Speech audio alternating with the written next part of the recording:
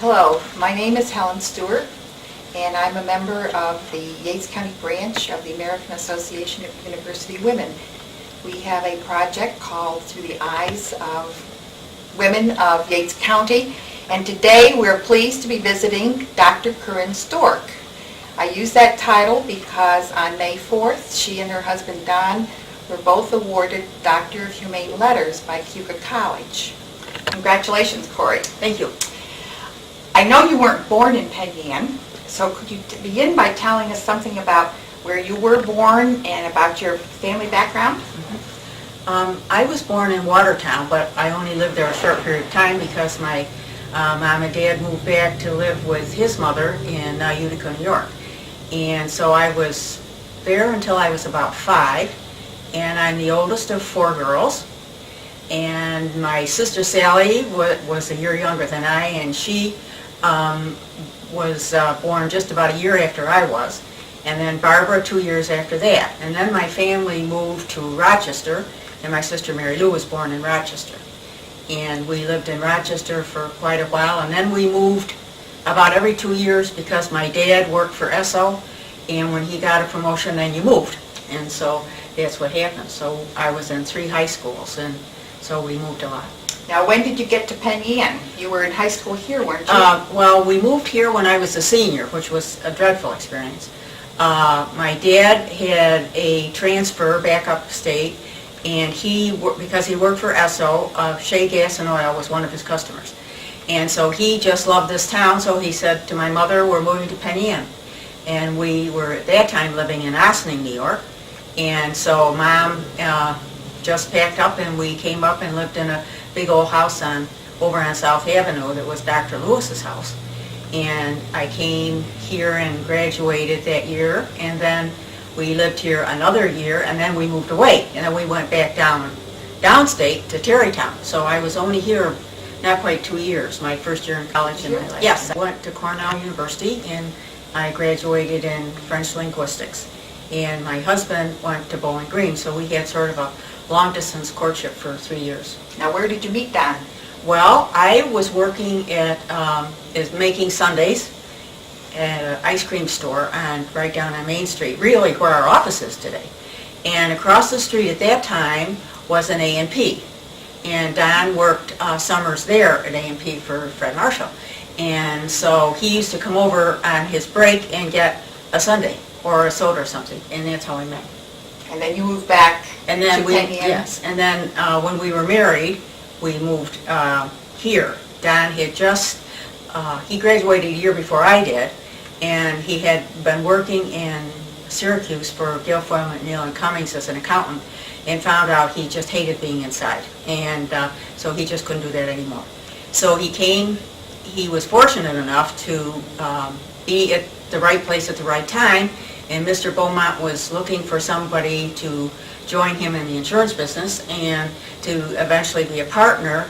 And so he was there, and Mr. Beaumont knew Mr. Stork, and so Don went there in March, and then we were married in June.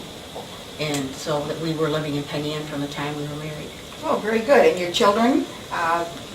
You have 4 children? 4 children. All born here? All born here. Sandra is the oldest, and she's living in Cobleskill, and she's in real estate for Century 21. And her husband is an editor of their paper, the Times Journal, which we own with them. And then my second girl is Peggy, and she is in Fairport, which is just close, an hour away. And she is with Frontier Telephone in management position in marketing. And then our third girl, Kathy, is in California, and she has her own business called Creative Gardening. And then our fourth one is Stephen, and he's in business with us here. Carry on the Stork tradition. Yes. I believe you worked at Keuka College for a while? Yes. Right after I graduated from Cornell, Barbara Stowe, soon to become Barbara Stowe Putnam, was the Spanish and French teacher here. And so when I got out of school and I wanted to teach, there was no position. And so I wanted to do something. So I saw that Keuka needed somebody to work with the dean And so I applied, and it was interesting because I had heard that she was a holy terror. And it didn't really intimidate me too much, but I was a little nervous on the interview. And she must have done that deliberately, but what she did is when I was talking to her, she said, well, what makes you think just because you majored in French linguistics from impressive Cornell University that you can do the work for me? And I guess it made me mad. And so I could feel myself getting red, and so I said to her, well, I took typing in high school and I did very, very well, and I don't see why that I couldn't do whatever you wanted me to. I said I can do a lot of the brain work maybe. So I got home and Don said, well, how'd it go? And I said, well, I really blew that one. And the next day she called and she said, you've got it. And so I went up, and she had a tremendous influence on me. I didn't work for her very long because I got pregnant quite soon. And she was probably one of the most wonderful women I've ever met. She was taught me so much as far as reaching out to others and caring for others, not only with your time but your money. And she supported 3 to 5 families all during the war. And she sent them food, she sent them clothing, she sent them money. And after the war, she brought over several girls that had been in concentration camps and had been mistreated and abused.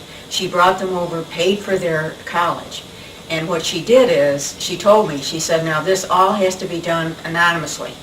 And so it's up to you to figure the time to take this money, to go to the registrar, and leave it so that nobody sees you do this. And you have to earmark on the outside who this is for. And so nobody knew that, and it usually was anywhere from 1 to 3 girls that she was supporting all through college.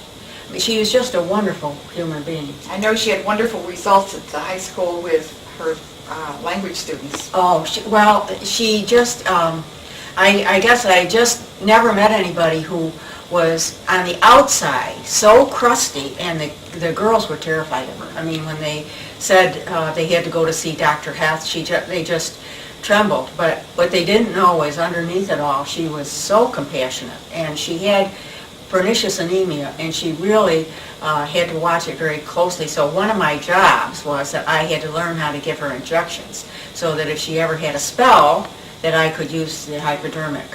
And I did a lot of, we got to be really good friends, and after I started with her, she had me do a lot of her work, which I loved. I did a lot of graphing, with math and that sort of thing, and making charts and stuff like that, and which I really loved to do. So that was the fun part of the job for me, because we would work together on a project, which was really nice.